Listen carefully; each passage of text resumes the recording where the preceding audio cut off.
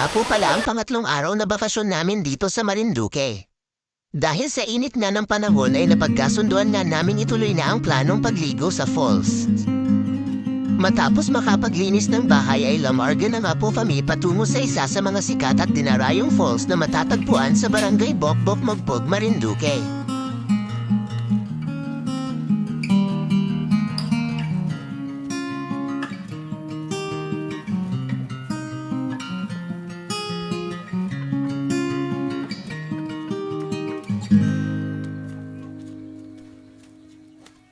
Kayo na ho at samahan niyo po kami na maglakad at bumiyahe.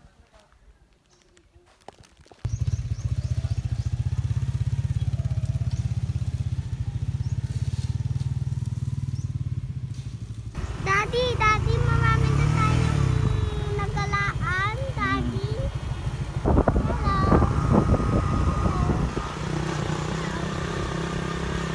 Naging mahirap na ang biyahe namin papunta dito. Dahil sa malalalim na lusong, matatarik na ahon at puro bangkingan na kalsada.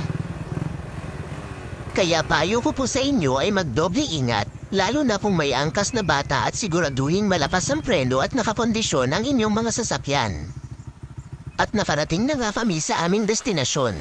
Bago ka pa nga makarating sa falls ay may madadaanan ka pa na hanging bridge. Konting lapad lang ay matatanaw naman natin ang tagapangasiwa sa falls. Dito ay may 20 pesos na entrance fee na dapat bayaran. Konting lapad pa ulit ay unti-unti na nating masisilayan ang ganda ng falls. Isang gamitin mo, sleeper.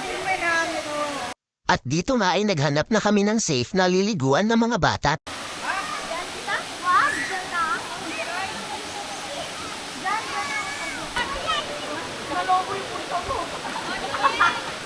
Bibi, malamig.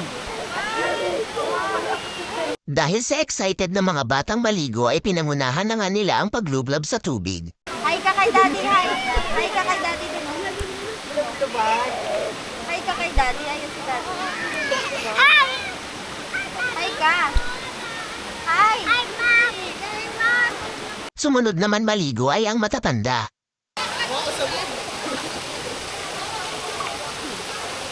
Hi ka kay Daddy. Hi! Daddy mo na happy. Happy!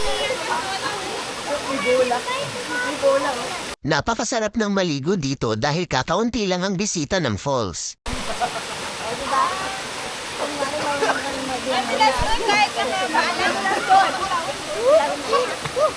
Mapili ka ng ataanan mo. Nakarating kaya kami ni Ate Nemo doon.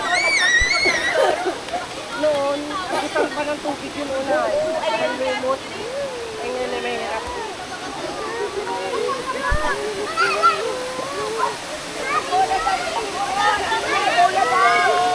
Ay! Oo nga. I-video mo daw ako sa ilalim. Huwag na. Si Ate Che, videoin na lamig. Magbasa na kasi. Mama niya?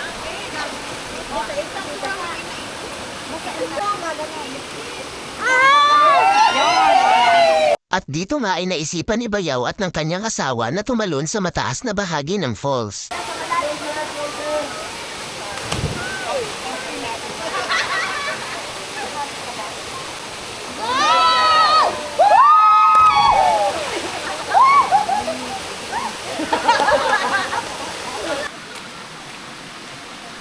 Dito naman ay nagsabon at naglinis na kami para paghandaan ang nalalapit naming pag-uwi sa bahay.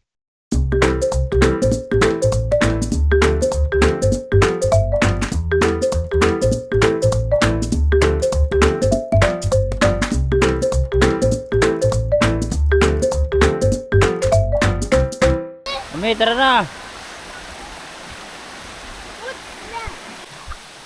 Tingnan mo yung balat mo. Ang pula na.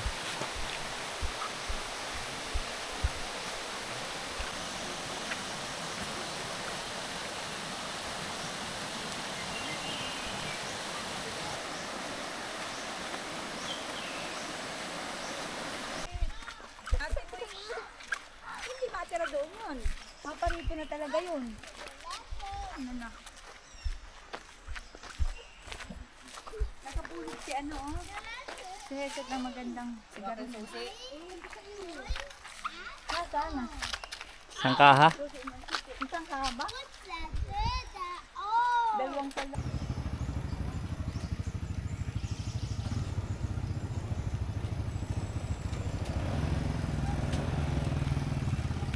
At ito na nga po ang oras para lisanin ang magandang falls na aming pinagliguan.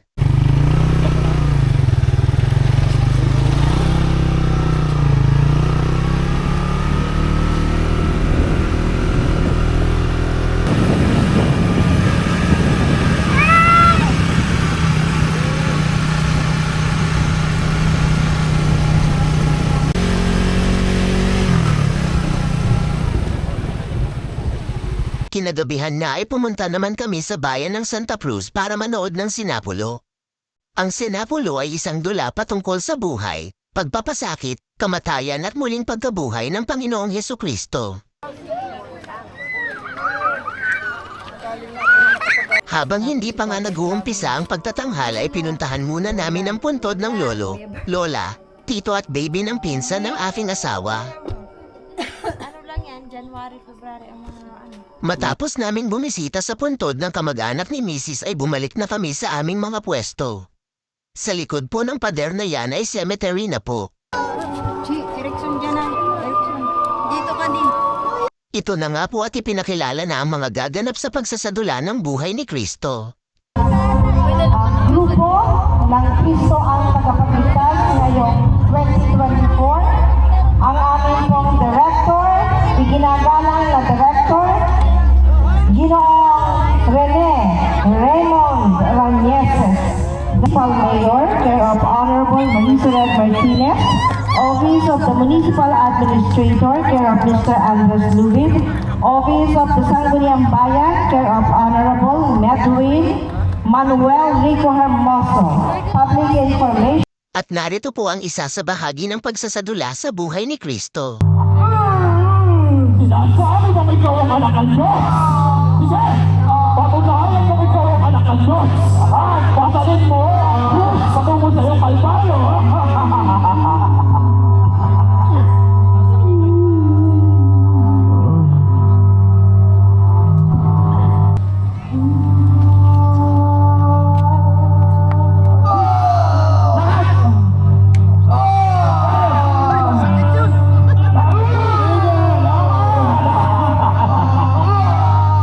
Sulong sa iyong kalbaryo.